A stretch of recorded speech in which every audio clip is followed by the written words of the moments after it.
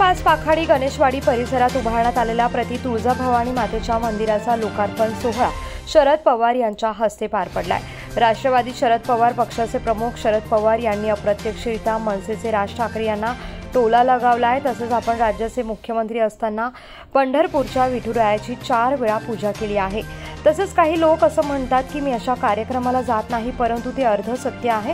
त्यांना आज कदाचित उत्तर मिळालं असेल। मी लहान असल्यापासून कित्येक पूजा केलेल्या आहेत असं सांगत त्यांनी दोनही ठाकरे बंधू एकत्र आले तर आम्हाला आनंद होईल असं देखील म्हटलं आहे।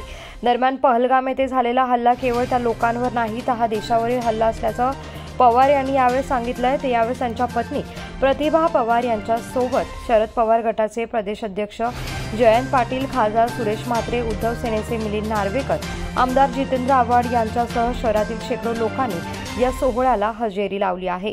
मी आज मोठ्या श्रद्धेने सहपरिवार पूजा केली असल्याचं त्यांनी सांगितलंय।